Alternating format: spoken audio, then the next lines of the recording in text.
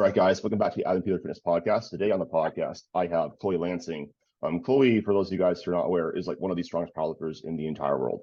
On open powerlifting, she is ranked according to your top 35 all time by dots, and she has moved up several weight classes actually during that time, and really has just been dominant in basically every single weight class that she's competed in. She basically also is very good at competing both wrapped and raw.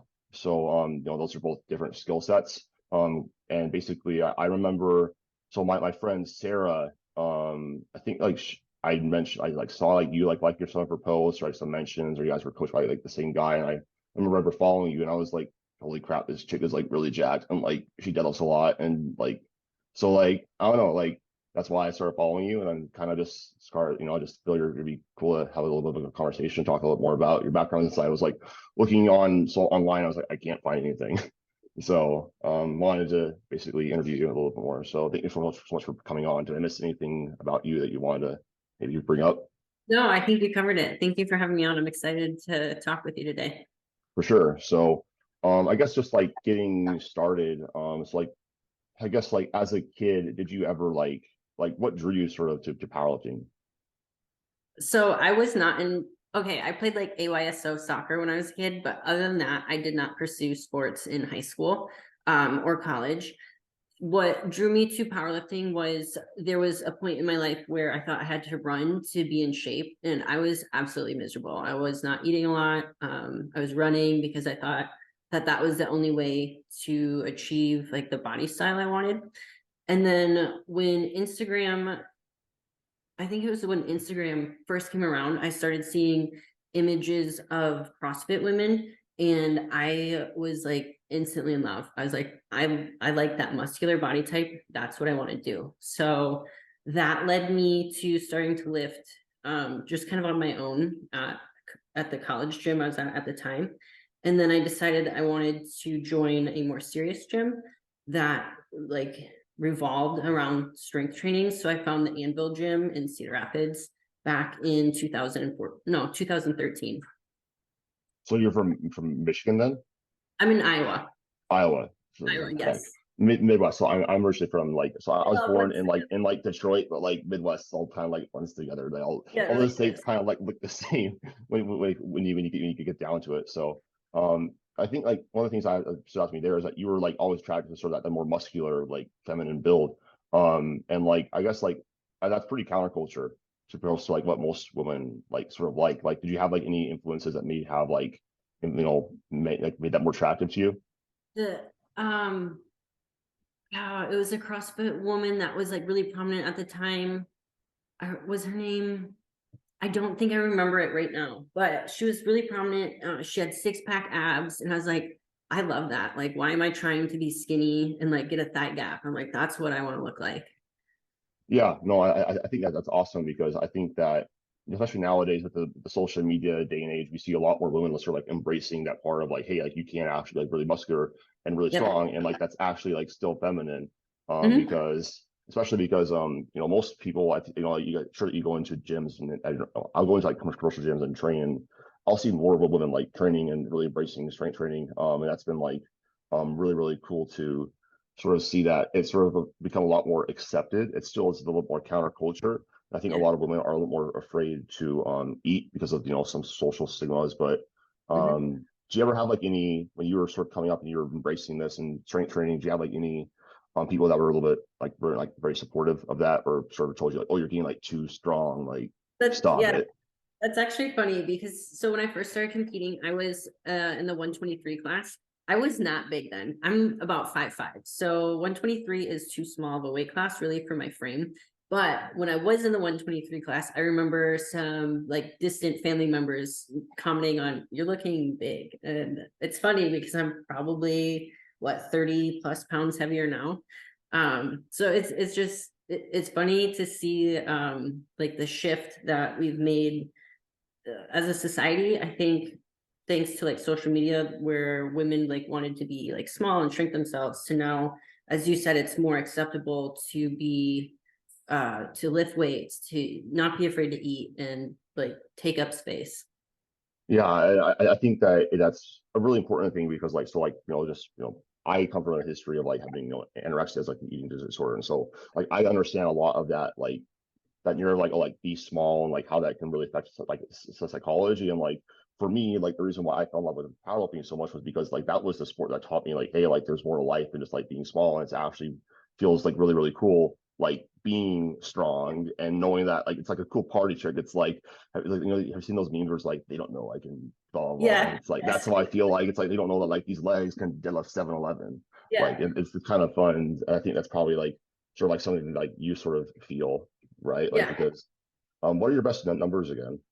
Um, so it's been a while since I've competed. I've been struggling with staying healthy, but let's see, when I competed at 148 in wraps, I totaled 1,300. That was with a 512 squat, 242 bench, 545 deadlift. And then when I competed in 148 sleeves, that was a 457 squat. I think that was also a 242 bench and like a 523 deadlift. First of all, I love how like every single powerlifter like never remembers the exact numbers. It's always like so Yeah, funny. Like it's like we work so hard for those right. goals. And one of my favorite posts of yours, you have it pinned on your profile, is showing like you started off like you weren't very strong. Like you No, were like below average actually. So like what sort of was like your like what was your desire to like just keep getting stronger? Because like I think a lot of times people we see lots of times, for example, like Bob Matthews, burst on the scene 2 years, adding like mhm, 100 dots points and starting off like a little high, like yeah. fours dots. But like, you were a good example. It seemed like John Hack just slowly climbing up. So like, what sort of was like driving you to keep training? Like, did you have a vision for yourself? Did you have like this unwavering belief that you would be strong, or was it just like for fun? You know what? When I started as a 123 lifter, so like my first meet, my dots was like 360 at 123, which yeah, it's not very good. That was in wraps. I did not understand like what potential I had. I just knew that I loved training and eventually I came to love competing. So just like the passion for that is what kept me wanting to build and push myself. Yeah. So regarding that, I think that's a big shift that people have like later on in their training career. It sounds like that was a little more like immediate for you. Like, Yeah, because I loved it. As soon as I started lifting, I was like, I've been missing out. Like I wish I would have started sooner. But it was an immediate love, and I knew that this was going to be part of my life. I remember at the time I was working like some customer service jobs, and I was always trying to find a job that would let me keep my training schedule. So that yeah, it's just been an important part of my life ever since 2013. yeah, I think that's actually one of the things. So, so I'm coached by like Eric Bosworth, like the strength athlete. They have a good podcast on what sort of separates like more advanced people from like more like beginner and intermediates. And one of the big things is that like training is not negotiable. It's like everything in like your life kind of does go around the gym because like the reality is that if you want to be really good at something, people like talking about being balanced and whatever. I'm like, that's really not how life works. Like if Yeah, you want to be really good at something, for example, like I always find it so funny is that people like be balanced. I'm like, you work 40 hours a week. Like that's not balanced. yeah. And like if you really want to be good at something, you do have to devote yourself and have like a lot of time spent with that. And I think you're a really good testament of that consistency over time and really just chipping away at that Mhm. progress. So you mentioned that you had you're dealing with some injuries like right now. Um, like was that something that was like only happened like recently as you gotten like so strong, or is it something that happened like all throughout your training career? It started. Oh, we're gonna go back like a couple years. I want to say 2021. I partially tore my right quad, and that was during prep for the Showdown 2. That took me out of that meet. So that took a little bit to rehab. And then this past winter, I was training for the Ghost Clash 2. I Something happened with my adductors. I didn't tear them. It's almost the best way to describe it would be like a tendinopathy. Is extremely painful for me. So like I would try to squat and I couldn't without like tears in my eyes. Yeah. So that I had to pull out of Ghost Clash 2 for that. And then I've had like some like little tweaks along the way, like pecs. Sometimes I'll strain those, but the biggest ones were partially tearing my quad, and then whatever flared up with my adductors this past winter. Yeah, and it was that something that you is like only like recently been an issue then with your injuries, or that's like something that was sort of like all along the way? That I feel like that the injuries started coming up as I was getting stronger. So it wasn't for the entirety of my quote career. Hmm. Just as I got stronger, that's where the challenge of, okay, now we need to stay healthy. Like what do we have to do? Some prehab. Do we have to look at like reducing volume on certain days, etc. So obviously, it sounds like it's got to be pretty frustrating as a competitive athlete, and knowing that you're so strong, still you are better, having some things come up and interfere with that. Like for example, I deadlifted 700 pounds for the first time last year, and then I tore my lat, and I couldn't deadlift really for like 3 months. And then like I Yeah. came back, and like I was like the first time I could go above like mixed grip, like without straps. Like I went from like 640 at like an RPE 10. Like that's Mhm. like that's pretty defeating. And like I was like, well, like I taken me over like a year to just feel back to like where I was. Yeah. Um, what sort of it's really hard dealing with that, especially knowing like you made progress. Like what has sort of helped you sort of still stay driven? It's like you're still training, you're still getting after it all the time. I'm assuming, because I know that it's for me, it's like it's just something that I do. I just train. It's not a question. And I love this stuff, but like, what is it for you? The same thing. I love it. I understand that there are going to be ups and downs in the journey to getting stronger. So I've just kind of embraced them. Like you said, it is crushing because I think I was like 4 weeks out and I was like, I'm not gonna be able to compete. So to have that taken away from you is never fun, but it's just honestly, I think it's part of the sport. When we're pushing our body to its limits, like things are gonna happen. Yeah. So my one question is that you are super lean at 148 still. Have you considered moving up to like 165 maybe? Because I found that lots of times, like for myself, like like because I'm like 192 right now, like it I get way more sensitive to like little things, like no Yeah. reasons. Like this is stupid. Do you think like an eventuality is you're gonna have to like move up to like 165? Is like even if you like water cut down to 148, like I mean John Hatt he's like tore like his quad like every time he cuts that Yeah. much.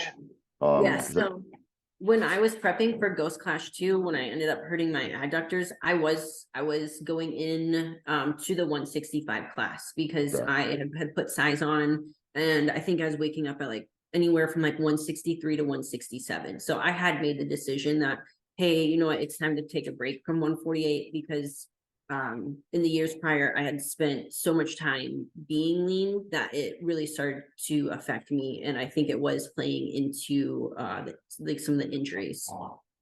And you're still like really lean at like 160s, like hopefully like you do not know that. Although I know like some people it's like once you've been like shredded, you're like, oh, I'm just lean now. I mean, I'm not that lean. Like you're still like really lean. So with your nutrition, what does that look like? Right now I do my own nutrition. I have worked with someone in the past, Justin Oliver, who's really good. He's based out of Ohio.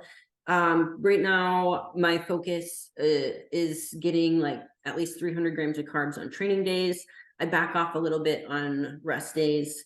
Protein is at least 1 gram per pound of body weight, and then my fats are, I think, like roughly the minimum requirement, maybe slightly higher. So I think that's like what, 0.3 grams per pound of body weight. Mhm.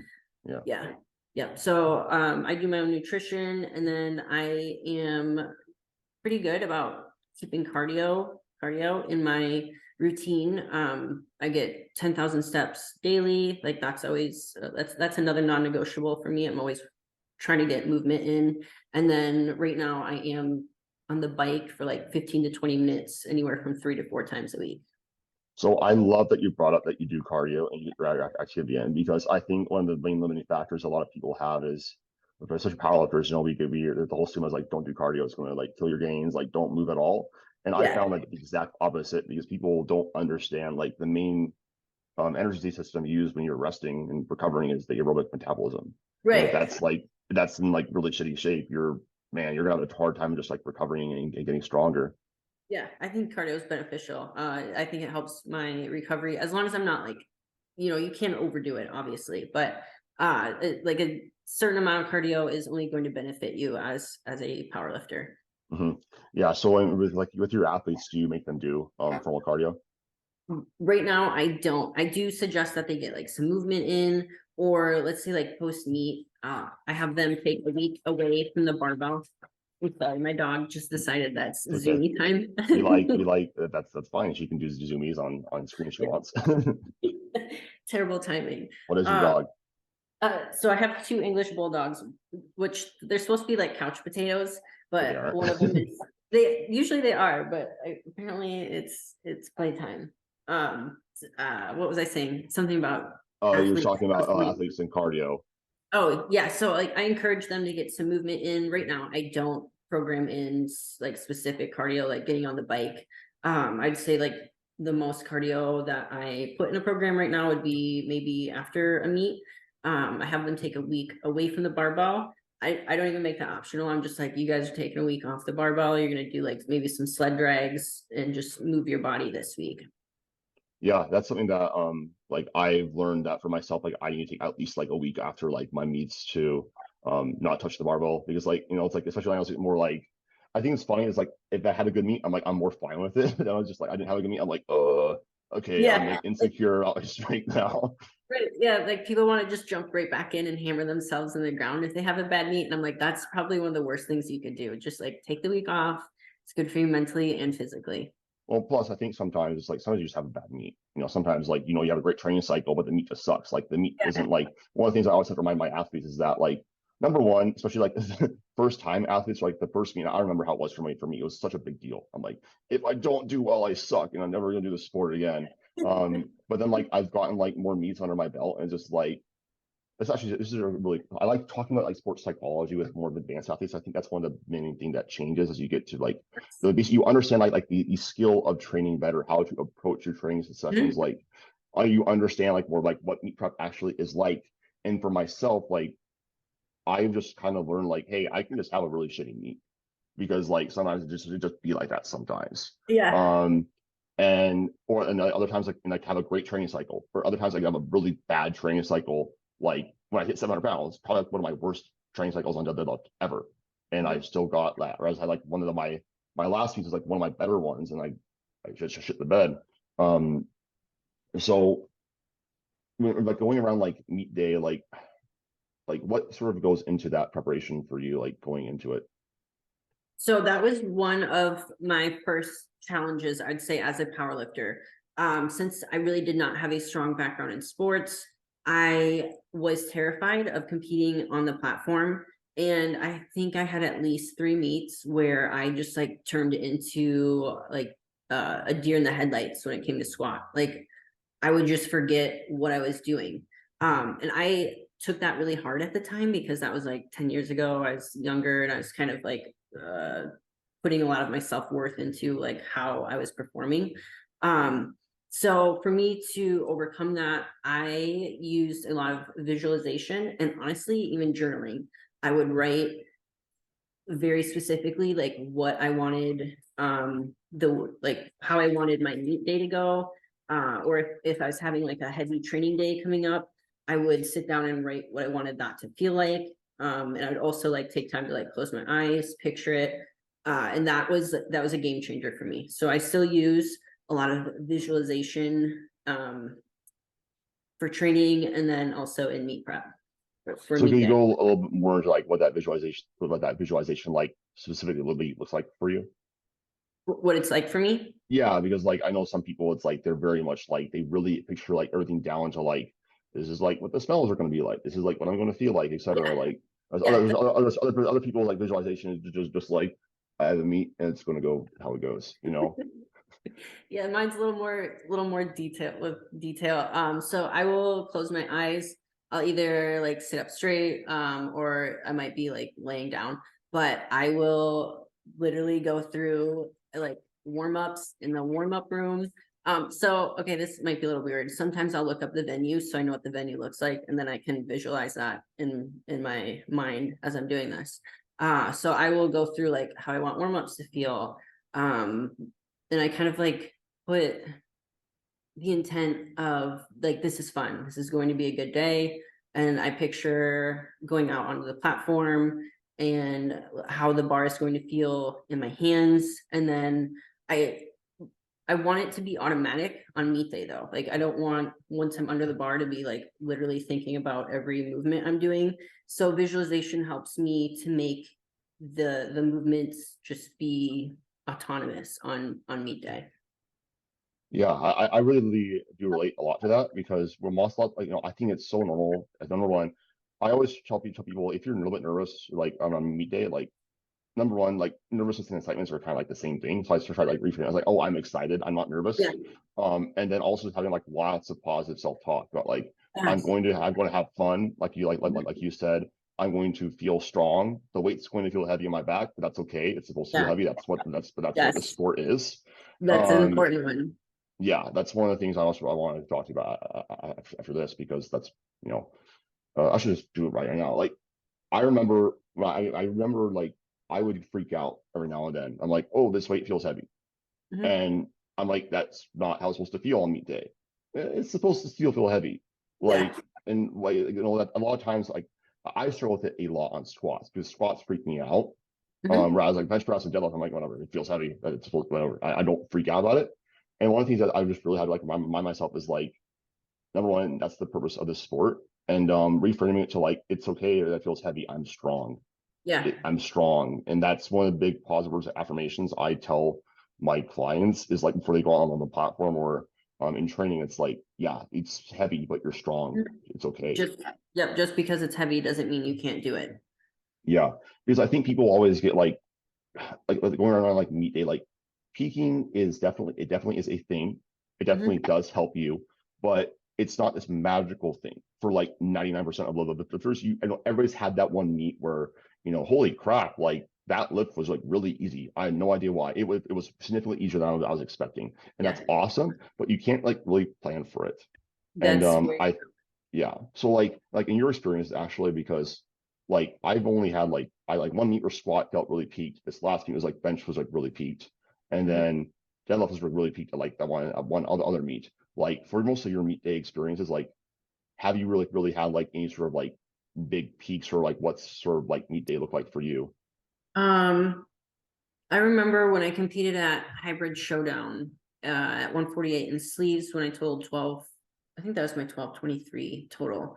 My squat that day felt amazing. Like my first warm up just like was or not my first warm up, sorry, my first attempt flew up as it should, but like it kind of surprised me. And that was one of those days where I was like, yeah, I know I'm gonna get what I want for my third attempt today. That sticks out to me the most. Well, also maybe when I competed at Kern, I think that was like 2 months after Hybrid Showdown. My squat, I had a terrible day with squats because I got in my head. I was at a big meet, and that day I knew I wanted to attempt the all-time what was at that time the all-time world record squat, but I cut depth on my second, and then when we still went up for my third attempt to attempt the world record, it was one of those things where I got in my head. But as the day progressed, I was like, okay, we're here, let's make the best of it. I can still get a pretty big PR total. So bench went really well. And then moving on to deadlifts, I knew I had to pull 545 for my third attempt to get a 1300 total, which is what I at least wanted from the day. And I was able to do that with like some ease. The head judge at the time like kept me holding at lockout for like a good 4 seconds, but like that was just a memorable moment where it's like, okay, I decided I was going to hit this total today and I made it happen. Yeah, I think that's awesome because like you said something really important there about like you could have let that one miss, that really, not good squat, just affect the entire meet. I know Steffi Cohen's talked about how she used to have really bad like performance anxiety and stuff like this, like that. And I find it's interesting because I think a lot of the times we kind of look at like high level lifters like yourself or like, oh, they're infallible, like they don't feel like these emotions. Like I had a post even about this, and like everybody you look up to, like you feel the exact same shit you do. We get Right. tired, we have self doubt, we get motivation. The difference is that like we just know how to deal with it. Right. Yeah. I remember reading that post. I was like, this is really good because it's so true. We think like the people that are stronger than us don't have the same issues that we do, but we all struggle with the same things, whether it's doubt. Yeah. Yeah, and that's one of the reasons why I love doing like this podcast. It helps me like not only like my audience, but like myself connect to like other people. Like we're all like I find like we're all very similar. Like we all have like certain like reasons like why we started or like certain demons or Mhm. whatever that sort of like basically make us click. I think that's like really valuable because like every person that especially like coaching has taught me this. We all humans we all have our own stuff and like nobody's like infallible. And I think that's just important. Just remember that is like, hey, it's okay like to not have good sessions. It's okay to not have meets that go your way. That's just a part of the learning process. And then what matters is that you just keep going and you keep trying your best. And like you're also like not like blindsided when things do get hard. Like Right. Right. that's Yeah. what makes it so like rewarding. I think that's probably like one of the reasons like why that meet stands out to you so much in your mind. Yeah. I tell the lifters I work with too, like it's really important to not let a bad training session or a bad meet um like make you doubt your ability because that's just going to happen. Like you said, it's part of the process. Those bad days, bad meets. Hmm. So I want to go back to what you said about doing like more high level meets, how that into your head. But Bryce Lewis actually talked about this on a podcast with Dave Tate just very recently about how like that's actually like one of the things that he noticed is that as you guys got better at powerlifting, it seemed like everything that he did in prep and everything as a powerlifter seemed like a lot more like consequential, and it progressively became like less fun to him as he progressed. What have you noticed has been like the main differences, if any, in like how you approach really everything, your nutrition, your sleep, your recovery, and like how consequential like each session feels going up Yeah. to like a big meet versus like when you're just doing like local meets. Um, that's a really good question. So now, like as I've progressed as a lifter, I put a lot more attention to detail in like my eating, my sleep. And if I'm in meet prep, I'm careful to not overdo like outside activities because I know that that's going to impact my recovery.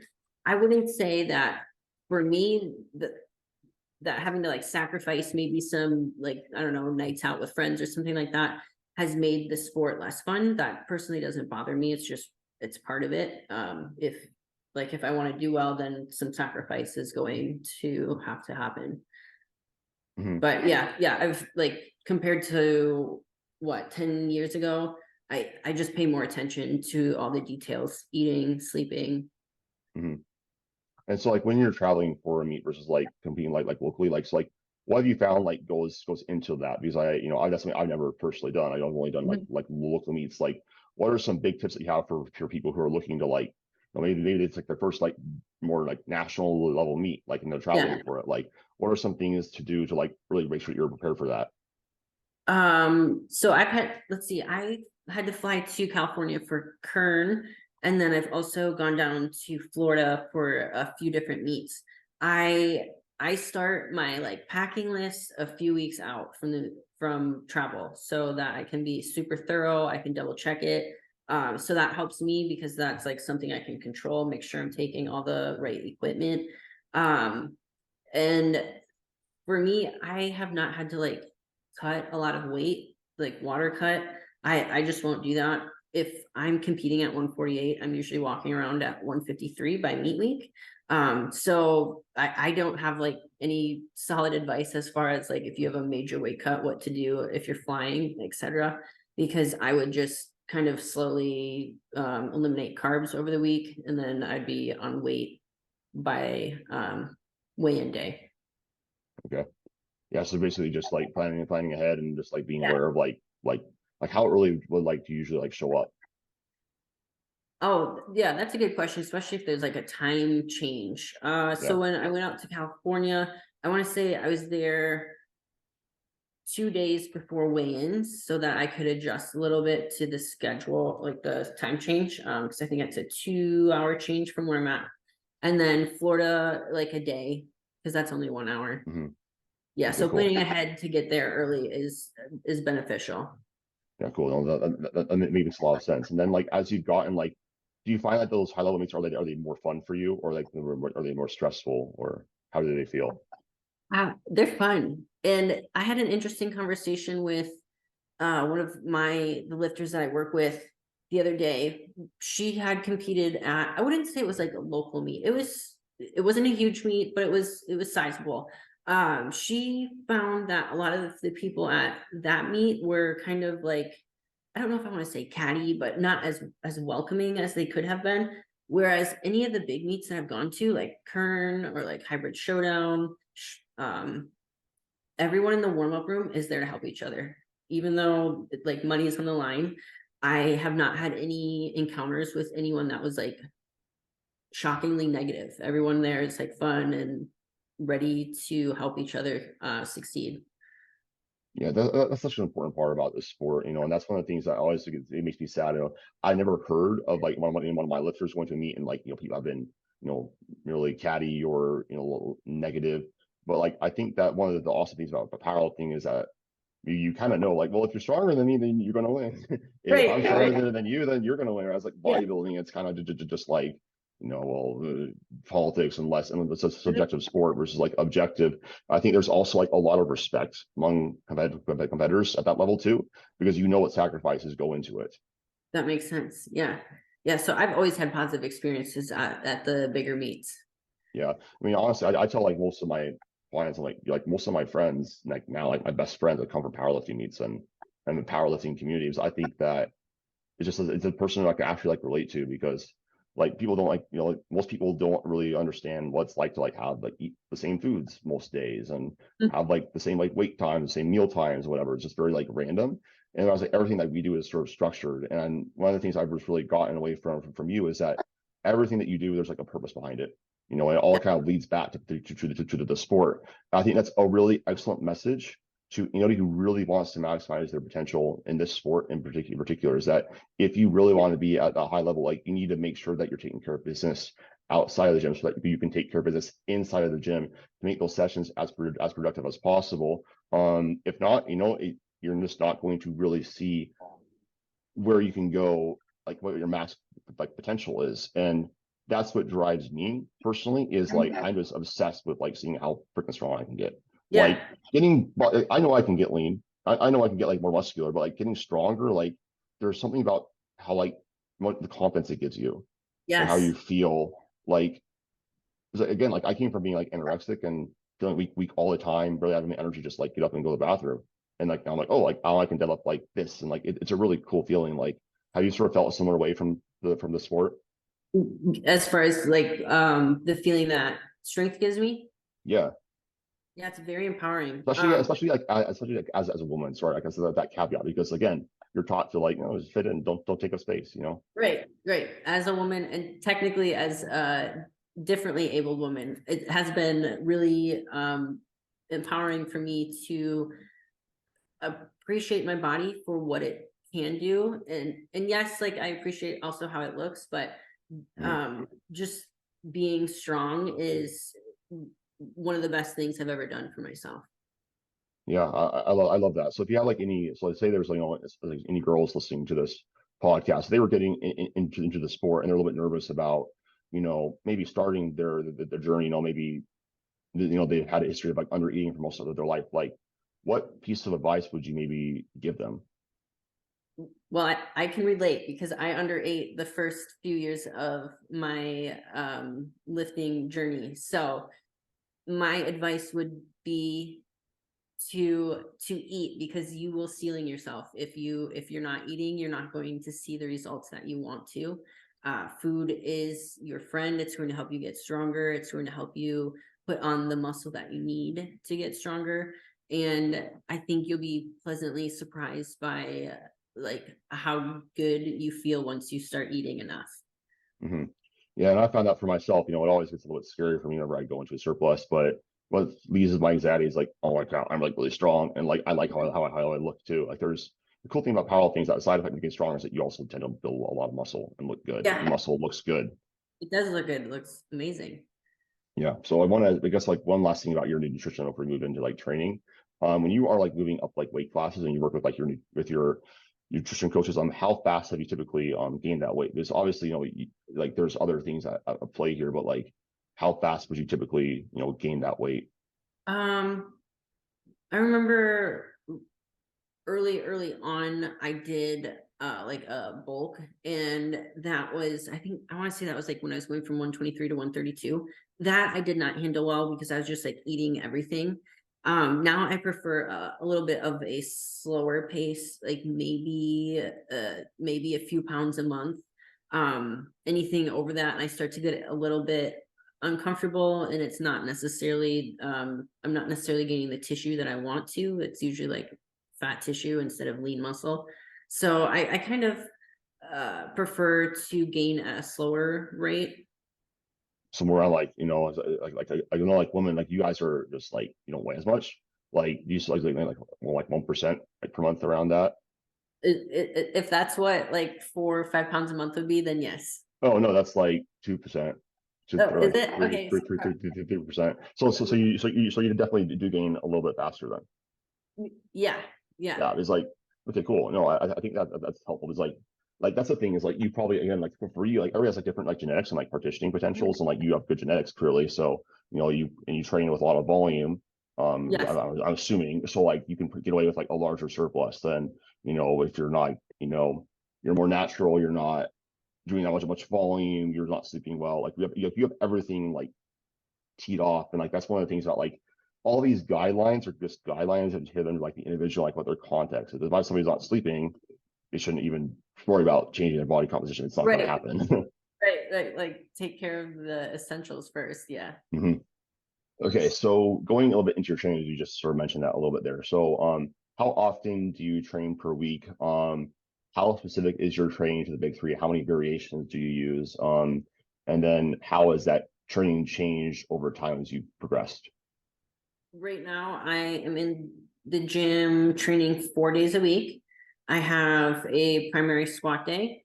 I have secondary bench day, deadlift day with a secondary squat movement, and main bench.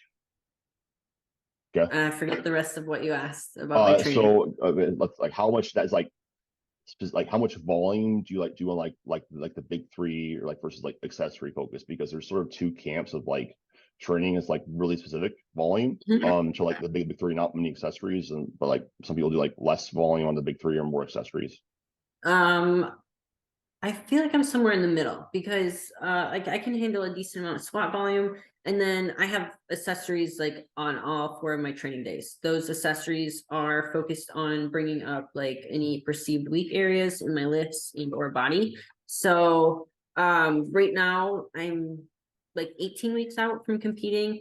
I'm in a slightly higher volume phase, and I'll probably be here for at least another 6 weeks before we start official meet prep. Once I'm in meet preps, what sometimes works for me, at least historically, is we will undulate my squat and deadlift because I have difficulty recovering if I have a heavy squat and a heavy deadlift in the same week. So yeah, meet prep will be like 1 week might be a lighter squat, heavier deadlift, and then vice versa the following week. I do that with a lot of my lifters who have like more like axial fatigue problems. Mhm.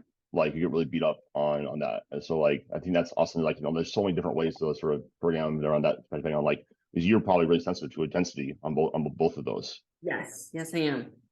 Yeah. So that's something to keep in mind with people. It's like, hey, if you're noticing, if I do a heavy squat, if that's my deadlift, maybe an approach like that could be really helpful. And then I like how you mentioned like variations, like they have a purpose, like you're trying to bring up like a perceived weak point. And so Mhm. when you're doing like a variation or like an accessory, um, how do you sort of target like or know like what weaknesses that you have, and then know like what exercises to incorporate? That's a good question. So right now, like with my squat, we kind of figured out that like my positioning in the hole and like coming up out of the hole was weak. So one of my squat movements this block is high bar 1.5 squats to help me build that area of weakness. It seems like it kind of changes. Like, so we're always kind of taking feedback from each block and like, okay, this moved well, but maybe we need to address the lack of stability on bench, because that's actually been a big issue for me for probably I'd say all of like the time that I've been lifting, since I have kind of like limb discrepancies between my left and right arm, it's really hard for me, or it has been hard for me, to maintain stability like through my mid to upper back. So that's something we are always like focusing on.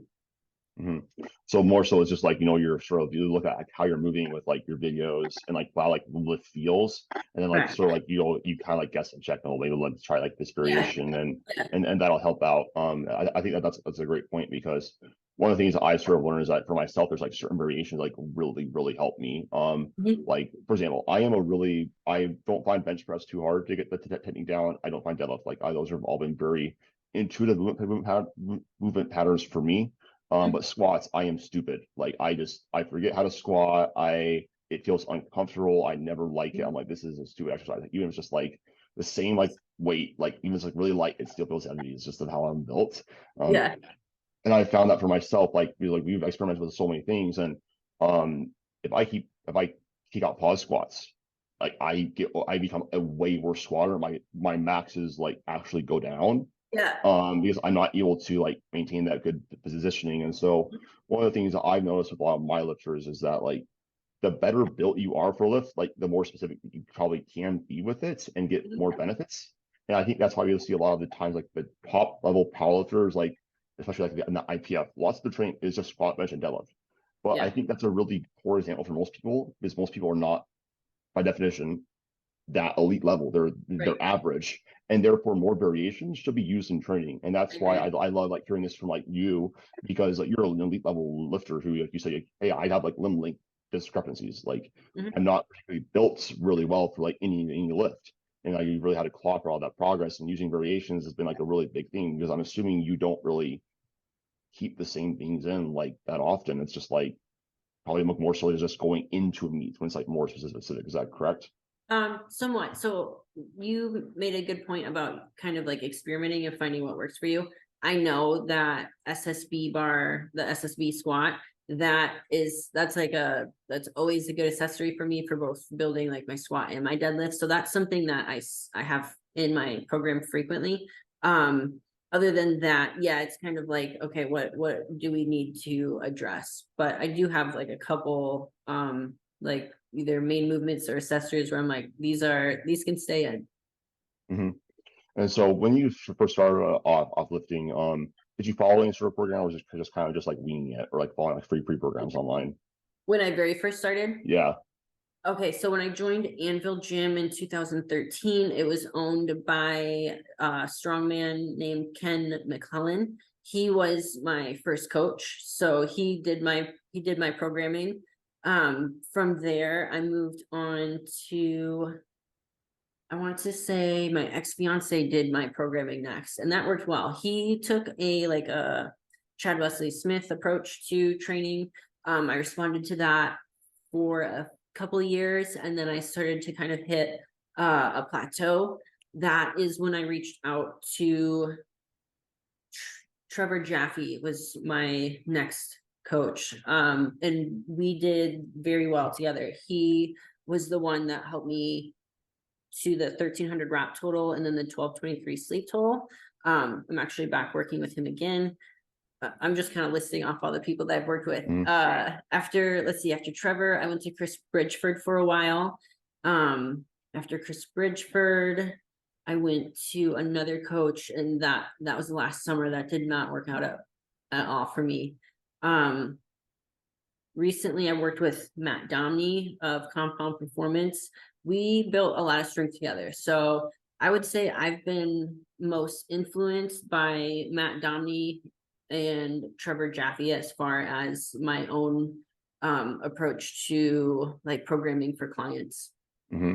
Yeah, I think that's a like I actually, it's funny you bring up the Chad Wesley Smith approach. I had one of my first coaches was like he actually was like an intern with Chad Wesley Smith, and like so like I did like the 6x8s on like the high bar squat, and like it was freaking brutal training, but I got really strong. Yes. And then like I just was like, oh no, I'm just like getting tired now. I'm just like it's not really like working, and I've sort of gone like more of that sort of like a block periodization to like a more of a DUP setup, Mhm. which I'm assuming is more like what we are doing as well.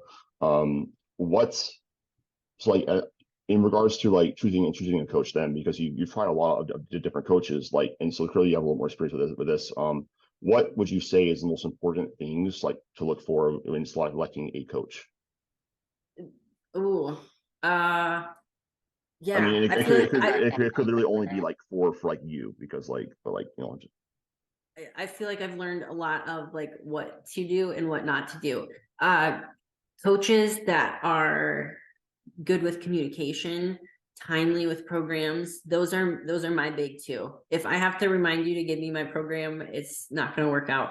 And I would say your coach should, they don't necessarily need to be like a constant cheerleader for you, but they should help boost your confidence, but also hold you kind of accountable when maybe you're not following the plan. yeah.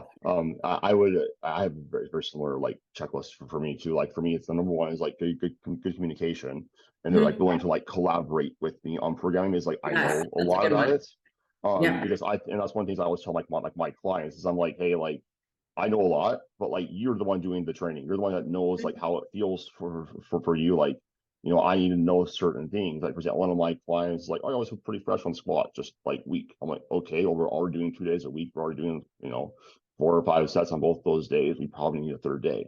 Mhm. But like he never told me that until like just as like this last check-in.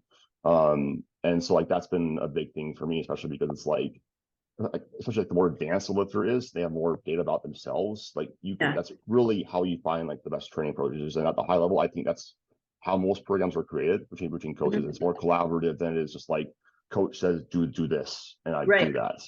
Yeah. Yeah. Because one of the big changes I made with my programming was I just told my coach, I'm like, dude, I always feel like pretty beat up in my back whenever I'm deadlifting. And so I Mhm. was like, I have a feeling if we move it to like I was how my split used to be was like secondary squats, and then I would do my primary deadlifts the day after. But I was always just feel like pretty wrecked. Yes. And then Yeah. That I would work. remember yeah, for some of my lifters like they feel really good doing it like that. It's weird, but I was like, hey, let's move this around to like Wednesday. And then I Mhm. realized when I switched to conventional was that was a better lift for me. I trained both of them, but conventional is my primary one now. I couldn't do my primary squats on like a Friday because like my back could just be really messed up. We moved that to Yeah. like a Monday, and like it's that I think that's the main thing that changes for me personally with my training as over time with more advanced people is it tends to be like more just like how you manage that fatigue because you're so much stronger. Yep. That's been a huge factor. Like for me over the last couple of years is managing fatigue. What are some strategies that you've done to help out with that? Move some of my training days around. So probably the best thing that Chris Bridgeford did for me was okay, so my training week used to be squat, main bench, deadlift, secondary bench. Without asking me if he could, he moved my bench days around. So now it's squat, secondary bench, which was a game changer for me because especially meet prep, I get really beat up through my upper body, just because I struggle with like external rotation. Yeah, When I'm in low bar, that puts a lot of compression like through my biceps, which also then irritate my elbows. So having just that switch helped a lot because secondary bench day is now not as painful. And then I'm more recovered for main bench day like 5 days later. yeah. I think understanding those fatigue patterns, like, it's so funny. It's like so like I follow very much a bottom up like coaching approach, like sort of like my sheer reactive training systems. I'm like the most important thing in my opinion is just that weekly layout. Like that Yeah. is the most important thing, especially as you get more advanced. You can always add in like later in like more volume or more intensity here and there, but like that knowing how to train each lift where like you're able to feel really strong and control that fatigue pattern on like each lift and like just paying attention to that. Say, well, this is like I want to feel stronger on this lift. This is if I don't feel as strong. Like that is super important because you want to be able to take advantage of those fatigue patterns because there's a lot of times people say, oh, you need to do like an SPD session. I'm like, no, you don't. Like some people, some people like them, but like I've done SPD sessions, just destroy me, and Yeah. I just don't feel good. So Yeah, that's not an approach I would use for myself either. I would not do an SBD day.